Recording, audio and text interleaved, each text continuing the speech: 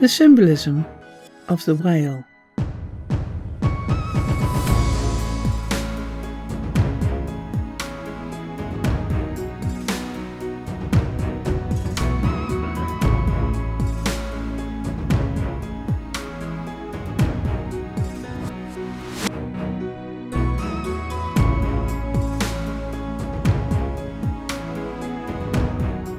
The whale is associated with the spiritual experience of rebirth, the dark night of the soul.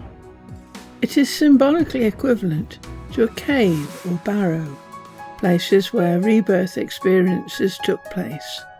See our video on robins and rebirth. And it's a star constellation. Cetus was associated with the sea monster who attacked Andromeda.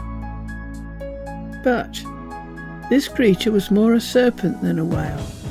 See our video, Thrones, Kings, Queens, and the story of Andromeda. Mystic symbolism is perhaps more subtle.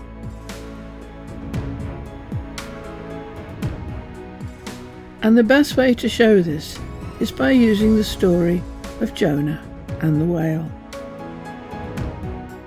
The word whale is from Old English whale and comes from the Indo-European root for big fish. Thus we may find in some biblical versions that Jonah meets a big fish instead. The corruption of Nineveh.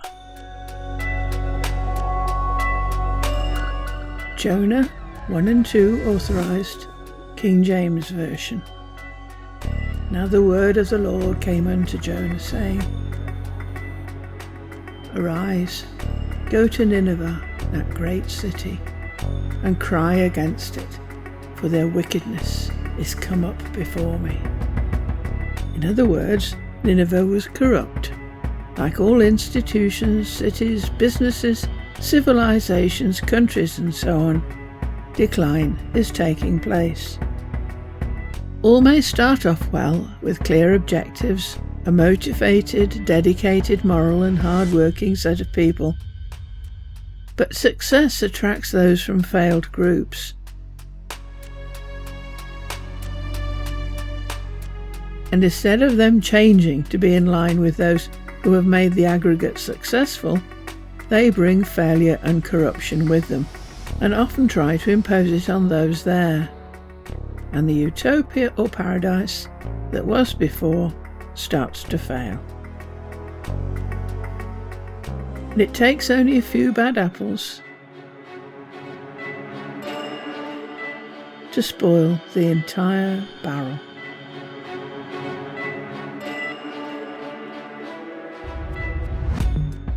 Jonah tries to escape his destiny. Jonah continued. But Jonah rose up to flee unto Tarshish from the presence of the Lord, and went down to Joppa, and he found a ship going to Tarshish. So he paid the fare thereof, and went down into it to go with them unto Tarshish from the presence of the Lord. In other words, Jonah ran away from his responsibilities and his destiny. But running away and ignoring it doesn't work. Jordan Peterson. And then the question is, well, what do you do about it? And if the answer is nothing, well then, it'll just get more corrupt. And if the answer is be corrupt, then it will just get more corrupt. So the answer has to be to oppose the corruption, because that's the only way it's going to stop. The more corrupt the culture is, the less trust is possible between individuals, and the less productive the culture is going to be. Because why do anything if some corrupt person is going to take it from you? It might even be that the culture is so corrupt that if you produce resources, you're actually more likely to get killed because you have something of value. So if the society is corrupted, is degenerating, and you know it might survive for a while, but it isn't going to last very long. The terrible storm. Jonah continued. But the Lord sent out a great wind into the sea, and there was a mighty tempest in the sea, so that the ship was like to be broken. But Jonah was gone down into the sides of the ship, and he lay and was fast asleep. The storm is just a symbol of the very degeneration that Jordan Peterson speaks about. And Jonah is still asleep, ignoring the problems, even though he may go down figuratively with the ship, pretending it isn't happening. But his shipmates suddenly realised that Jonah might be the one to blame, because he had basically gone against divine will. Then were the men exceedingly afraid, and said unto him, Why hast thou done this? What shall we do unto thee, that the sea may be calm unto us?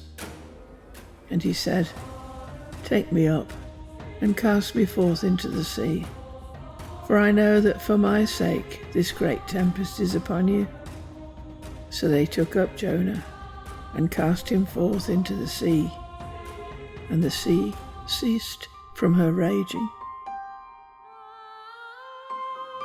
In effect, putting off what needs to be done simply makes things worse. Furthermore, you may lose all sense of self-worth, figuratively fall into watery chaos and drown.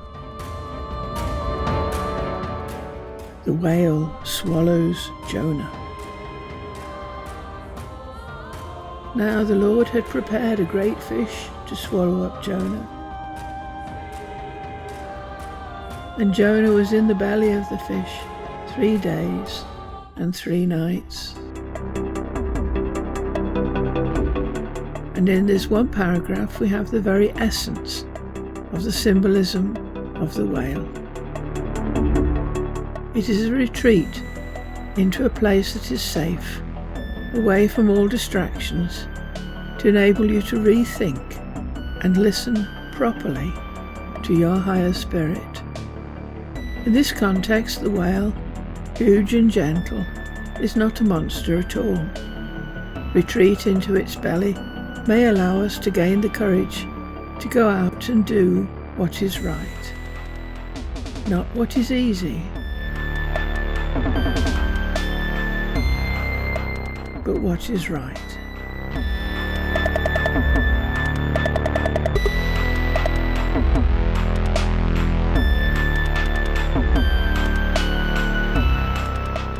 Jonah accepts his destiny.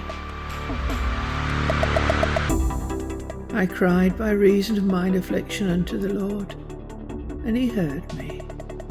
Out of the belly of hell cried I, and he heard my voice.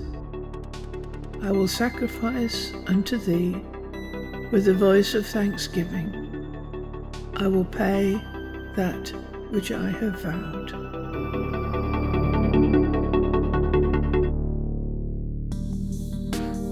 And having accepted his destiny, Jonah is saved. And the Lord spake unto the fish, and it vomited out Jonah upon the dry land. Jordan Peterson. There's a part of people, that's the self, the higher spirit, that is capable of sustaining itself across successive deaths and rebirths. When everything around you falls apart and you plunge into the chaotic underbelly of the whale, you learn something profound as a consequence, and you put yourself back together, and when you come back out, you're more than you were when you went in.